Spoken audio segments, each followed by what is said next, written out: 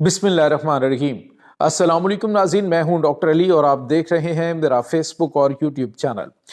नाज़रीन, बहुत बड़ी ब्रेकिंग न्यूज़ आपको देने जा रहे हैं कि पाकिस्तान के सियासतदान और बड़े बड़े ओहदों पर मौजूद रिटायर्ड अफसरान जो कि अमेरिकन नेशनल हैं, उनके लिए अमेरिका ने खतरे की घंटियां बजा दी हैं, जबकि अमेरिकी सियासतदान भी फंस चुके हैं। ताज़ा तरीन अपडेट्स क्या हैं ये आपके साथ हम शेयर करेंगे। जबकि दूसरी जानिब नाज़रीन, एक और बड़ी और अहम तरीन खबर है कि तुर्की ने भारतीय जंगी तैयारों की मौत पाकिस्तान के हवाले कर दी है। अब पाकिस्तानी सरहद के नज़दीक नहीं बल्कि 500 किलोमीटर दूर ही हर चीज़ जो है वो मुकम्मल तौर पर आउट ऑफ कंट्रोल होगी। इसकी ताज़ा तरीन अपडेट आपके साथ शेयर करेंगे।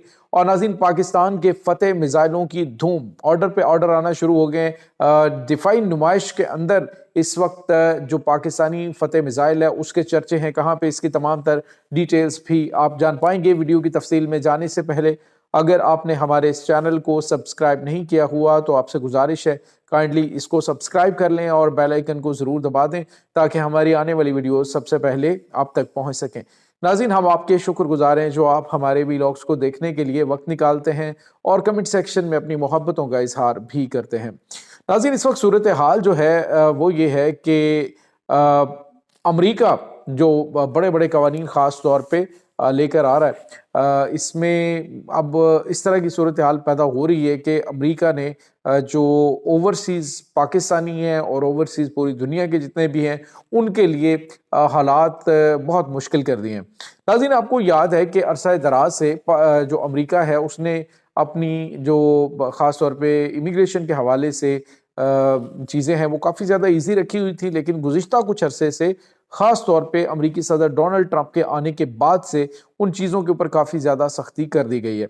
अब नाज़रीन, सूरत हाल यकसर तब्दील हो गई है। हुआ यूँ है कि अमेरिका ने, अमेरिकी सेनेटर हैं बर्नी टोरेनो, उन्होंने एक बिल जो है वो पेश किया है और ये बिल जो है वो बाकायदा तौर पे पार्लियामेंट में पेश कर दिया गया है, जिसके तहत जितने भी फॉरेन नेशनल्स हैं वहाँ पे, यानी जो इन्होंने अमेरिकी शहरियत हासिल कर रखी है, तो वो दोनों, यानी पाकिस्तान से अगर किसी का ताल्लुक है तो वो उन दोनों में से एक शहरियत रखेगा। अगर वो इस हवाले से कोई भी इकदाम नहीं उठाता तो उसकी मुकामी जो शहरियत है वो कायम रहेगी और एक मखसूस टाइम के बाद अमरीकी शहरियत जो है वो कैंसिल कर दी जाएगी। यानी जिनके पास अमेरिकन पासपोर्ट्स हैं, जो पाकिस्तान में आते हैं और पाकिस्तान के अंदर रहते हैं, यहाँ पे जनाब अय्याशियाँ करते हैं और उसके बाद जब हालात इस तरह के होते हैं तो दूसरे ममालिक में चले जाते हैं और वहाँ पर बैठकर फिर पाकिस्तान के खिलाफ बकवासबाजी कर रहे होते हैं।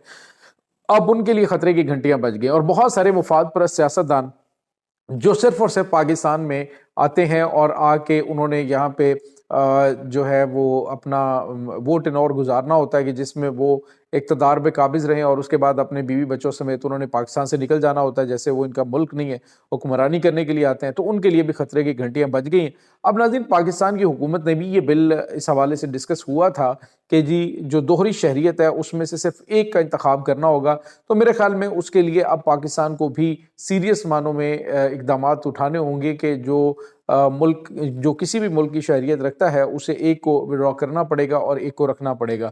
तो अब जो है वो जितने भी जजेस हैं और उसके बाद दीगर ममालिक के लोग हैं, या पाकिस्तान से हम अगर बात करें तो बहुत सारे लोग हैं जो करप्शन करते हैं, उनके पास ऑलरेडी दोहरी शहरियत होती है और रिटायरमेंट के बाद वो चले जाते हैं, तो बाकी ज़िंदगी जो है वहाँ पे बैठ के पाकिस्तान के ख़िलाफ़ बकवासबाजी कर रहे होते हैं। जो मुखालिफ एजेंसियाँ उनके हाथों वो बिक जाते हैं और वहाँ पे बैठ के पाकिस्तान के ख़िलाफ़ जो दहशतगर्द तंजीमें हैं उनके हक़ में बयान दे रहे होते हैं। तो ऐसे तमाम अनासर जो हैं उनके लिए ख़तरे की घंटियाँ बज गई हैं। अगर अमेरिका ने एक कदम उठा दिया तो पाकिस्तान को भी इस हवाले से इक़दामात उठाने होंगे। इसके बाद नाज़रीन, एक और बड़ी और अहम तरीन खबर है और वो खबर जो है वो बहुत गैर मामूली है नाज़रीन।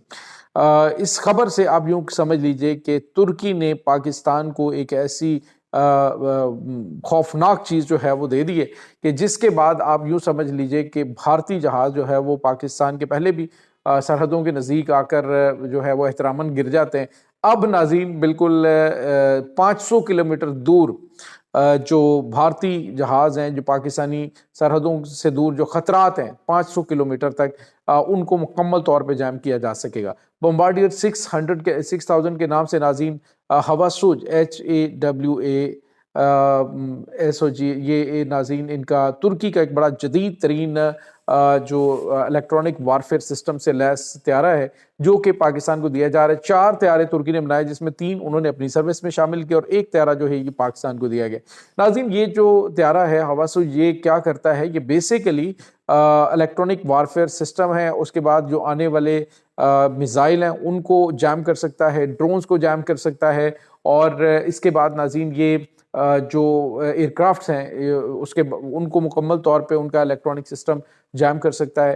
50,000 فٹ کی بلندی پر یہ پرواز کرتا ہے اور 500 کلومیٹر دور یہ اپنے ٹارگٹ کو بڑی آسانی کے ساتھ اپنے اس کے اندر کنٹرول میں لے لیتا ہے. تو ناظرین یہ بھارت کے لیے بری خبر ہے. پہلے آپ کو پتا ہے کہ تقریباً 197 کلومیٹر دور پاکستان نے جو ان کے جنگی طیارے ہیں ان کو نشانہ بنایا تھا, یعنی بیونڈ ویژول رینج انہوں نے امریکن جو فورسز ہیں ان کا بھی ریکارڈ توڑا ہے.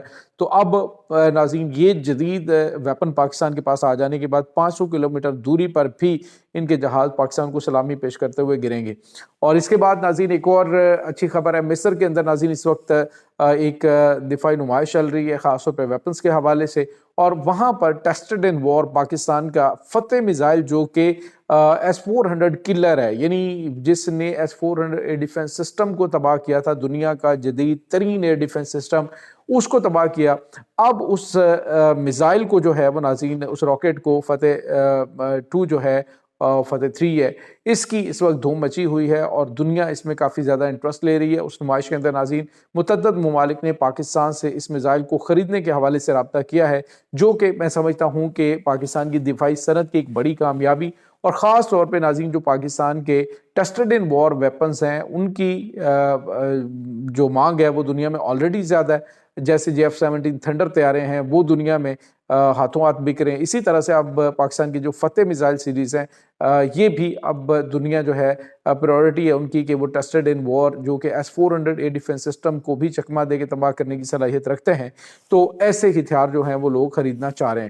تو میں یہ سمجھتا ہوں کہ یہ پاکستان ایروناٹیکل انجینئرنگ اور اس کے بعد پاکستان کی جو ہیوی انڈسٹری ٹیکسلا ہے اس کی یہ جو پیشکش ہے جو پاکستان کے یہ تباہ کن ہتھیار ہیں یہ اس وقت بھارت پہ آزما کر پوری دنیا کے اندر ان کی ویلیو اتنی زیادہ بڑھ چکی ہے کہ اب پوری دنیا ان کو خریدنا چاہتی ہے. تو یہ ناظرین اس وقت تازہ ترین اپڈیٹس چل رہی ہیں. ترکی نے مزید یہ جو کزلما میں نے کل آپ کو بتایا تھا, یہ جو کزلما فائٹر جیٹ ہے بغیر پائلٹ کے, وہ بھی اب پاکستان کے حوالے کیا جانے لگا ہے. تو جو بھی ہتھیار ناظرین ترکی کے پاس ہے یا چائنا کے پاس ہے, جو پاکستان مناسب سمجھتا ہے وہ پاکستان کو فراہم کر دیا جاتا ہے, اور یہ ایک بڑی کامیابی اس وقت کنسیڈر ہو رہی ہے خاص طور پہ بھارت کے مقابلے میں. جب بھارت پاکستان کو جنگ کی دھمکیاں دے رہا ہے تو ہر گزرتے ہوئے دن پاکستان ان کے لیے ایک نیا سرپرائز لے کر آ جاتا ہے. تو یہ ناظرین اس وقت تازہ ترین اپڈیٹس ہیں. اس تمام صورتحال کے بارے میں آپ کا کیا کہنا ہے؟ کمنٹ سیکشن میں اپنے خیالات کا اظہار ضرور کیجیے گا. انشاءاللہ بہت جلد ملتے ہیں ایک نئی ویڈیو میں. تب تک کے لیے اپنا بہت سارا خیال رکھیے گا. اللہ حافظ.